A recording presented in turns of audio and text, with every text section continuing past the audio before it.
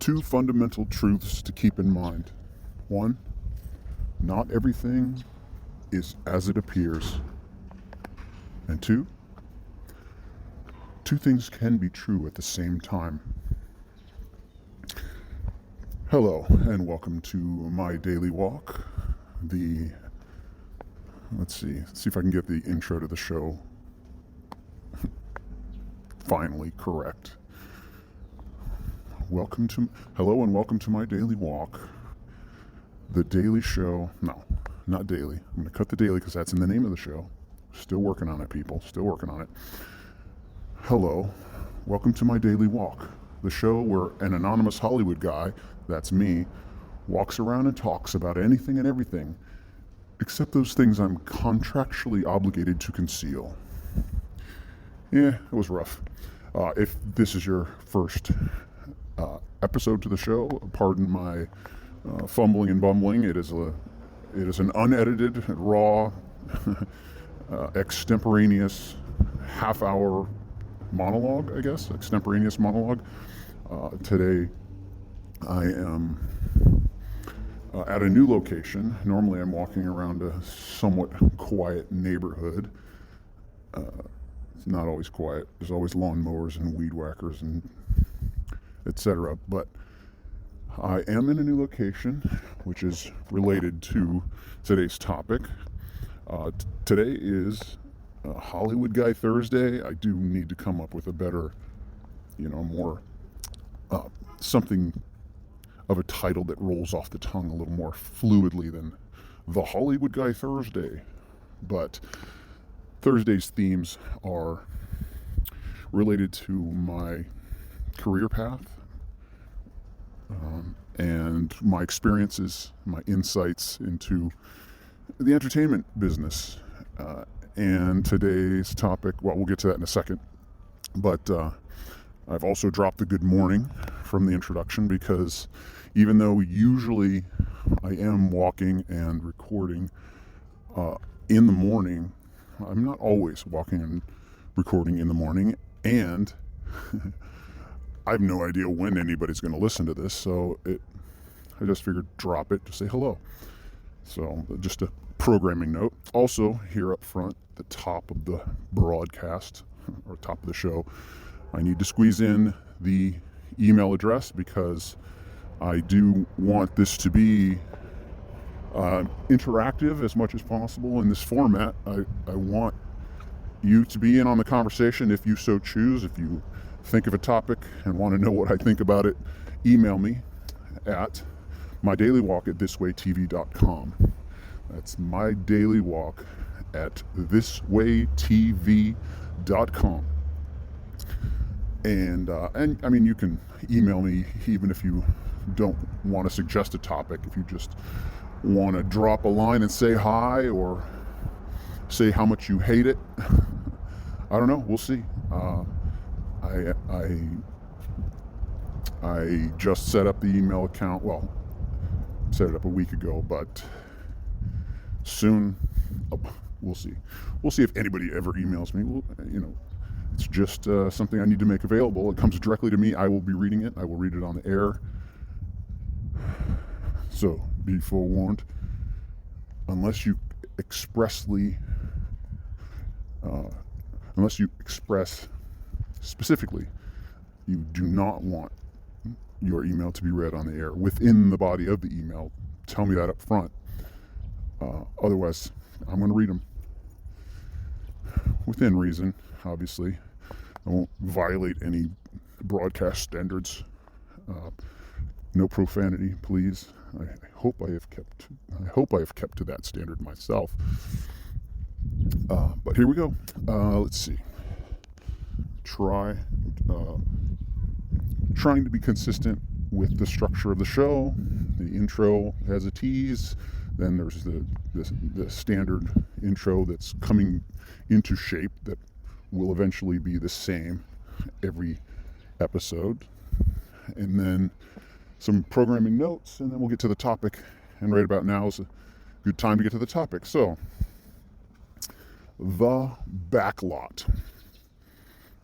I am currently approaching a structure that is famous. At least it's from a very famous film, a famous horror film. I'm not going to name which horror film it is, but this is the... How much do I disclose without giving it away? Well, if you can figure it out, good for you. But this house is the home of the monster or the villain in this particular horror franchise. And it's right here coming up on my right. It's it's in pristine condition. It as far as I can tell, it looks the same.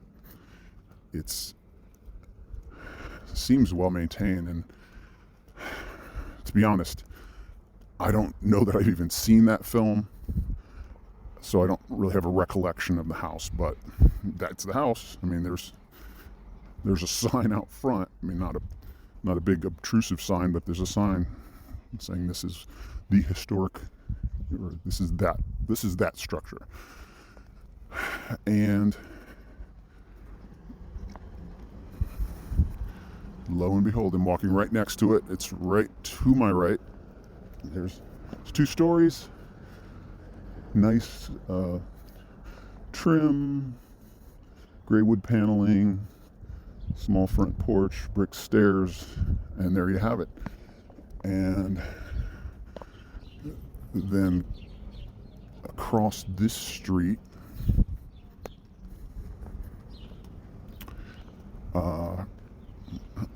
all of these locations obviously at some point are used for various projects.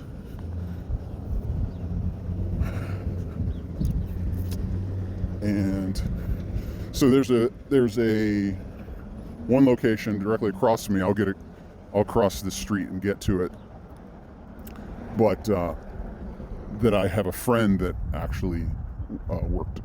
I have a friend who's a location manager, and I mean that's what he does. He searches for locations to shoot stuff, and he told me about this location that he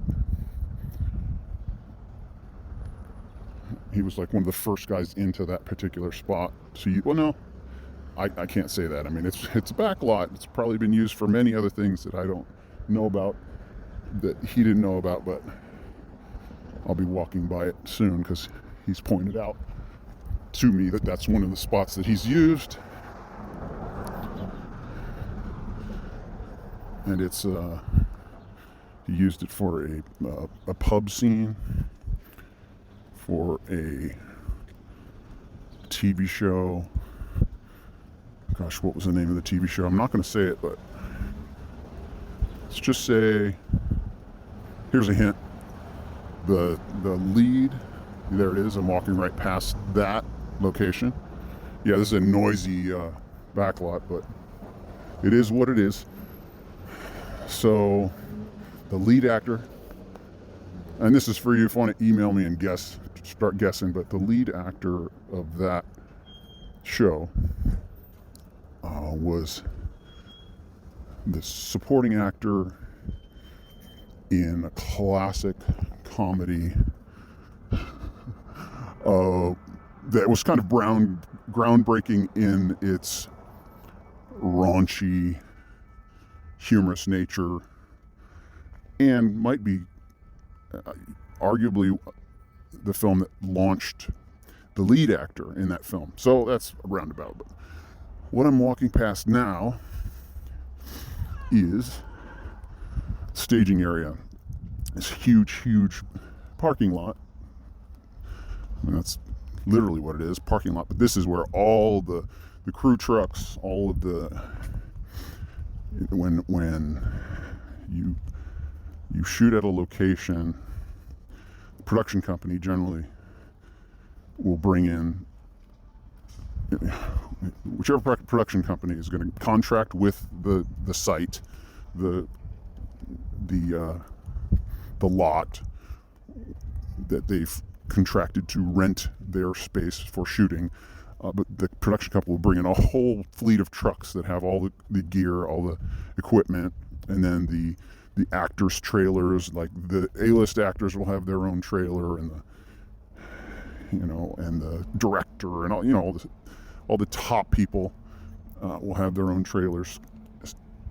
If they don't have an office somewhere on the lot, they bring it all in. Depending on the size of the production, they could fill this entire. This is a large parking lot. Well, that's relative, but I've seen this thing filled with trailers, and I've seen it half filled with trailers. So it depends on the size of the production, depends on the length of the shoot, etc., etc. Right here, the other end of this parking lot is a structure that I'm going to say the vast majority of people listening to this have seen in a movie or a TV show. In fact, I very recently know this was used. I think it's used regularly for several TV shows. It's just an iconic. I know this was in a Ben Stiller movie. I know it was in one of those shows that's on Criminal Minds, I think that particular spot is a regular spot. I don't watch Criminal Minds, so I don't think I even saw that Ben Stiller movie, but I know that gets used a lot. Now I'm walking through a historic building. This has clearly been here for probably 100 years, and they've maintained it for that reason. And it's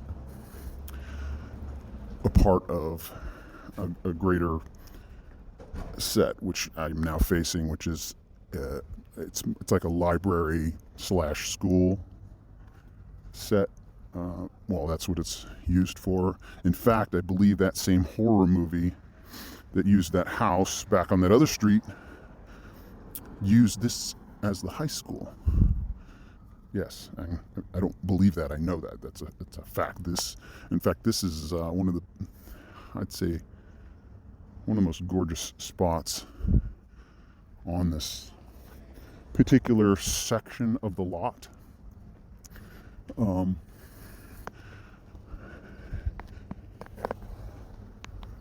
Let's see how far we're into this.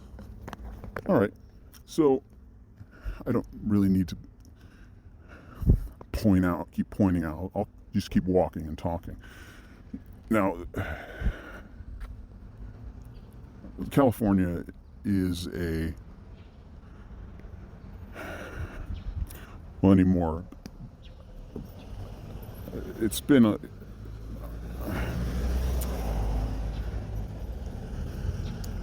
it's kind of a catch-22 here. It's a ideal place for filming and for living. Weather is generally good all the time, and so weather conditions for exterior shooting, it's just prime. However, tax laws tend to be prohibitive, especially for smaller budget productions and people trying to make their way. The big budget studios throw money at everything. They just throw money at it, and that's their prerogative. They got the money to throw around, and so, but, and I don't know a lot about the tax laws. I just know that the generalities that tax laws here have hurt at least the local entertainment industry, and that's why you have alternate locations springing up around the country or around the continent, around the world even. Canada, Toronto is a huge film industry hub, and Atlanta, Georgia has become a huge hub because of tax breaks. I think Louisiana has huge tax breaks for filming, and it's probably just more and more every day. Those are the ones I know of, but I imagine some states, most states, well, all states certainly have a film department where they, production companies will need to come in and contact them and get permission and find out what kind of deals there are, etc. So that's neither here nor there. But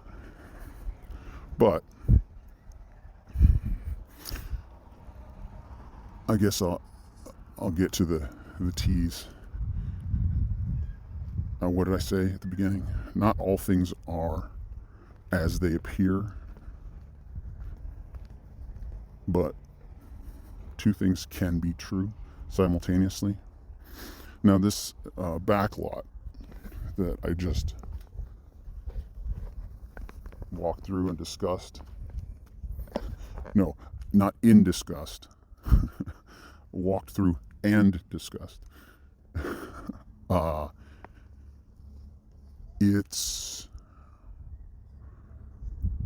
part of the downtown section of where I live. I live in a small town, one of many, many small towns in the Los Angeles basin. But I live in a particular small town that just happens to be a favorite place of location scouts and film crews. If you've been listening thus far, I can't imagine anybody's still listening to this boring episode. My apologies for that. I can tell as I am extemporaneously speaking that I'm fumbling and bumbling and not really focused and not keeping you interested. That's fine. But if you've listened this far, not just to this episode, but if you've been listening, there was an episode a couple weeks ago where I was out on my walk and just happened upon a film crew, a bunch of trucks parked on the street, and they were doing a winter scene.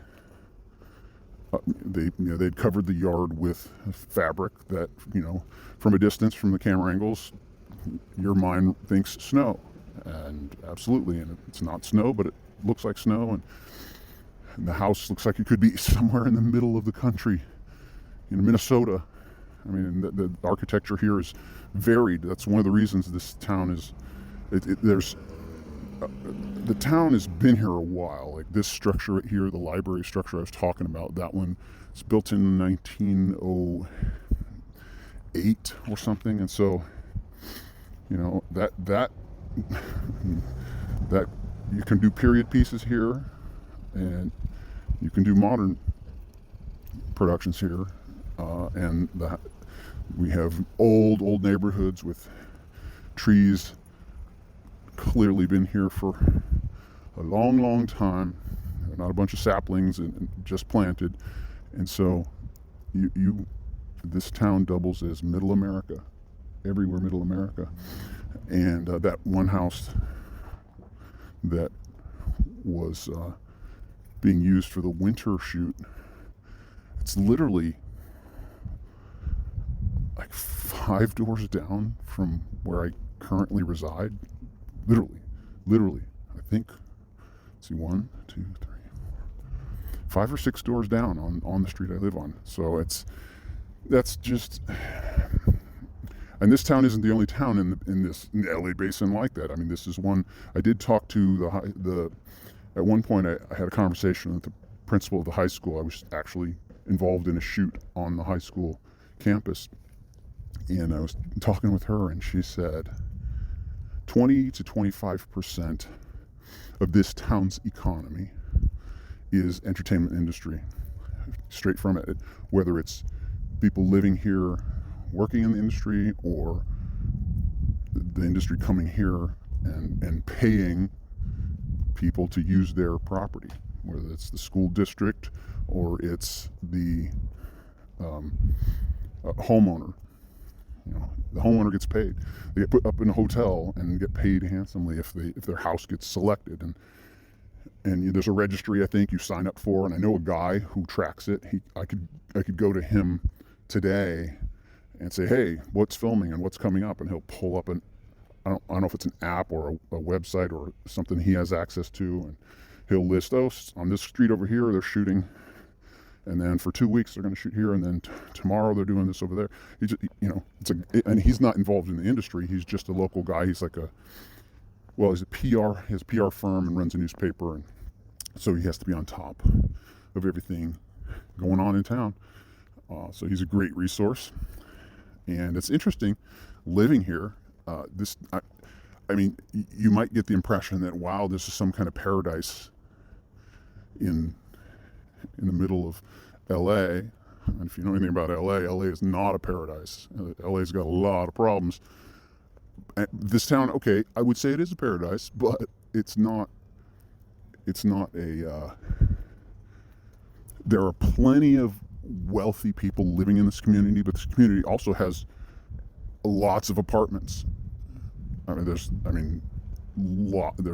a section where it's just rows and rows of apartment buildings, and then there's a section where there's $1 million homes, all within this one small town. And so it doesn't have the feel of being this elitist. There's no gated communities here, but there's certainly very, very wealthy people here. And there's, I'm looking at a homeless guy right now, literally sleeping on a bench right across the street from me. And so this is, I guess, a microcosm of our culture. And living here has been a dream, and I don't mean that in I don't mean that in the sense that a lot of people say it. I mean, I do, but I mean it more than that. I don't mean it's like, oh, it's a dream come true. It's not like I was, oh, I wish I could live in that town. I just landed here randomly, and every time I open my eyes, it's like I'm in a dream. Like, the fact that I live here perhaps I've said that over and over again, but it's like I have to pinch myself every moment to realize I really live here. It's not like I had my act together and worked my way up the ladder and now I'm going to move into a nicer neighborhood. No, that wasn't it at all. It was like, whoa, I just got a job. I got to figure out where to live. And we searched all over the LA basin, and I liked one place and she hated it, and she would like a place and I'd hate it. And finally we just, somebody recommended, why don't you just drive through this town? That's kind of a nice family-friendly environment. And we drove through and saw a for rent sign in a yard and just decided, it's like, oh, yeah. And we hadn't even seen the whole town. We just drove down one or two streets and like, okay, this is a decent location. It's, I do have a bit of a drive to work, but it's certainly better than what we're doing now, and it's closer, and it seems like the school districts here are decent, and we had one child at the time. So I live on a backlot. I didn't know that at the time. I didn't know the circle of friends that I would stumble into. I don't know that I've even mentioned that at all on this show at all previously, but there's a circle of friends here that are like really, really high quality people. They're accomplished professionals in their fields. I mean, one guy's a scientist, neuroscientist, who teaches at one of the most prestigious universities. The guy's a huge film producer on his way up. I mean, he's already done huge movies that every one of you have heard of, and it's just getting better. And that guy's in my close circle of friends. Another guy's a development executive for Latino content at one of the biggest Latino production houses. Another guy's a music producer who works with Justin Timberlake and produced Alanis Morissette. And I mean, it's like, how did I land in a place like that? I mean, I'm just talking about the people that I'm just mentioning, people in careers that might sound impressive to you, but every person in this circle of friends, like, I've got this other friend who's a production designer, just an incredible guy. There's a family that they're realtors, and they have some properties, and it's like, I truly feel like an imposter. I'm dead serious about that. I don't feel like I belong. There's nothing I can do about that feeling. There's nothing I can do. I'm just here. They like me. And to be honest, they like my wife. That I'm not kidding. We moved into town, and I had my nose to the grindstone, sometimes working 2 jobs, just getting my foot in the door in the entertainment industry and working my way up in post-production. And meanwhile, my wife is getting involved in the schools and in my kids' lives and making friends with the other kids' parents, the other families. Literally, I didn't go to a social event for 4 or 5 years at least. The first 4 or 5 years living here, I was just, it's a new place to me. I'm going to go work and pay the bills and do whatever I can to support the kids. And then when I had a little bit of breathing room, I didn't have to work 2 jobs, so I could go out to a social event in an evening. And literally, people did not believe that my wife was married. I'm not kidding. I was called the rent-a-husband for a while. As one of my wife's friends that still called me the rent-a-husband, because she'd say, oh, my husband's too tired, he had to go sleep, or he's working, or blah, blah, blah. She would always, to them, it was like, oh, she's just making up excuses. She's just a single mom and she's embarrassed. No.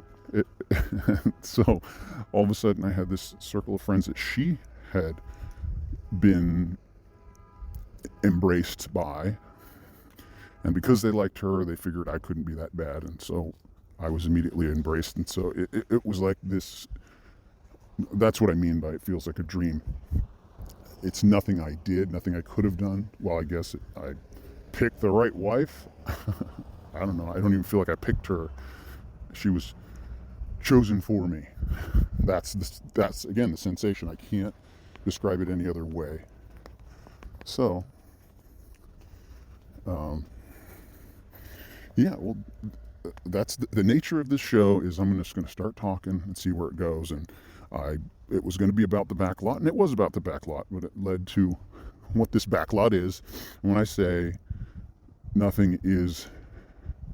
everything is as it appears, that's what I meant. Like, maybe you had the impression initially that I was walking around, Universal Studios backlot, where everything is like it's designed for that. People don't actually live there. It's just a facade.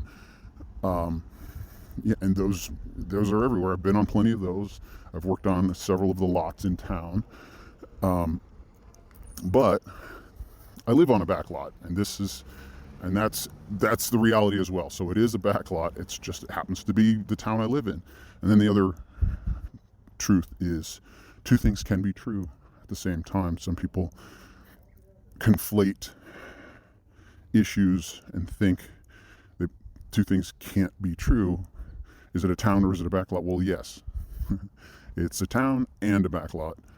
And that's just kind of an example of what I mean by 2 things can be true. I could go, I'm not going to follow that. There's a whole discussion that I'm tempted to venture into, but it's unrelated to the entertainment industry. So for this episode, I will avoid that. But I thought I'd bring it up here, and if you want to email me and hear what I'm talking, and have me broach that subject to say, what were you talking about what were you thinking of when you mentioned 2 things can be true, but you didn't venture into that train of thought and go down. I mean, there's no time, but it's also off topic. So if you want to hear that, email me, and we'll see if I come up with a topic, because there's some things I don't want to talk about for one reason or another. We live in a day and age where the words that come out of your mouth, especially if they're recorded and are out there forever, you are judged by them. Rightly so, but some people are more judgmental and hypersensitive about things, so I'm going to leave it there.